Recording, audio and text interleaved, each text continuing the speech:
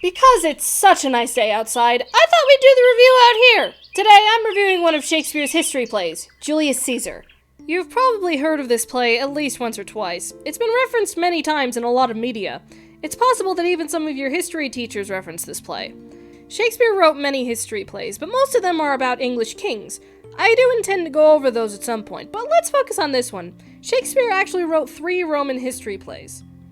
Now, this play was first performed in 1599. As you can already tell from seeing which play I'm reviewing, this is a tragedy. This play in particular is interesting because it's not just about Caesar, no, this play is mostly about Brutus.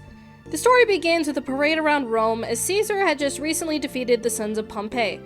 2 tribunes mock the citizens of Rome for changing their loyalties so quickly. Caesar and his friends Cassius, Brutus, and Antony are having a great time when an old soothsayer calls out to Caesar the famous line, "Beware the Ides of March."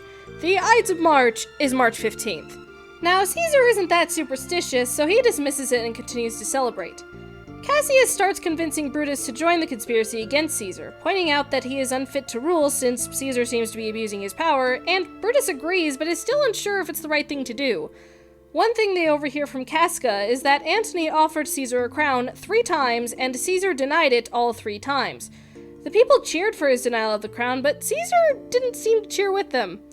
It's almost like he wanted the people to let him be king.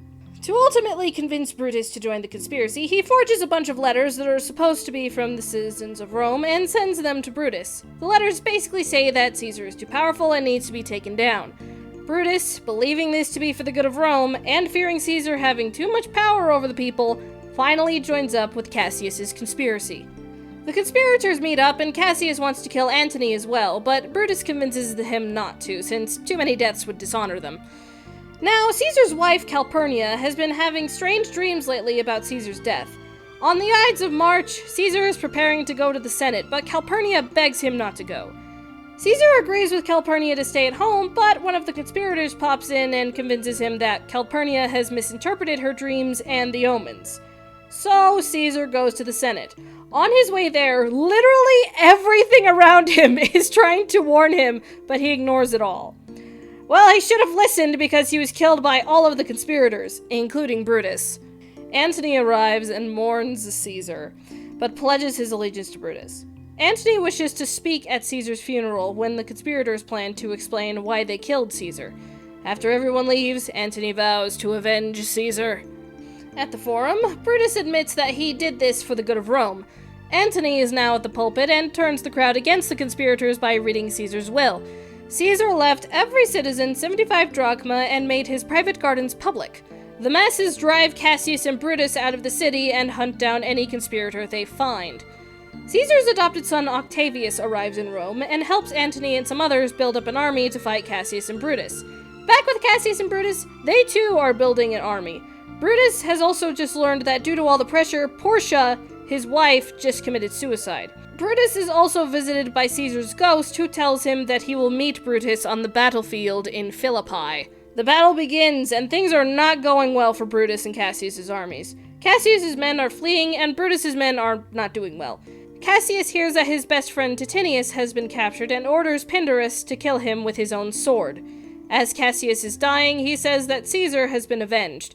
Now Titinius, who has not been captured, comes back to see Cassius's corpse and then kills himself in his grief. Brutus's army is losing horribly. Brutus asks one of his men to hold his sword while he impales himself on it. Octavius and Antony arrive. Antony notices that while the other conspirators killed Caesar out of envy and ambition, Brutus genuinely believed that he was doing it for the good of Rome.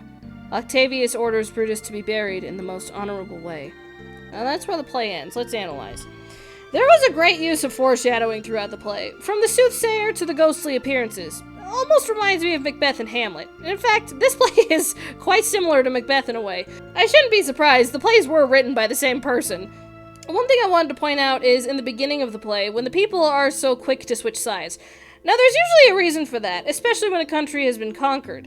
But I like to think that it was a subtle foreshadowing to how the people will quickly turn against the conspirators after listening to the words of Mark Antony. Also, I noticed that there were so many things warning Caesar that he shouldn't go to the Senate meeting, but he ignored all of them. It kind of reminds me how the entirety of Romeo and Juliet could have been avoided if Romeo waited for a few minutes for Juliet to wake up. But if Caesar actually listened to all of those warnings, that wouldn't be accurate to history, and while Shakespeare does take a few liberties in his history plays, he does try to maintain a little bit of accuracy. Another thing I want to point out is the difference between Cassius and Brutus. Cassius genuinely believed that Caesar needed to be taken down, since he felt Caesar wasn't a fit ruler. Meanwhile, Brutus actually believed that Caesar was getting too much power. While Caesar did turn down the crown 3 times, Brutus was still worried about a day where Caesar was offered the crown again and this time took it. Now, speaking of Caesar, what's interesting is that the play humanizes Caesar. This is just my speculation, but it's possible that a lot of historical retellings would usually go over the triumphs of Caesar, almost portraying him as godlike. I can't confirm that to be the case, but considering a lot of epics and tales from ancient Greek times, I wouldn't be surprised if a similar thing was done in Shakespeare's day. Overall, this is an interesting play. I thought it was a pretty neat way to see how historical adaptations were done back then. It was written well.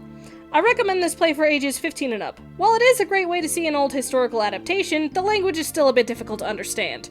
Now, like all of Shakespeare's plays, this play has also been adapted numerous times for film and TV. I wonder how many documentaries use this play as a reference. Julius Caesar the play is very interesting, both in a literary context and a historical context. I hope you all get a chance to check it out at some point, whether it be in your history class or your English class. Happy reading!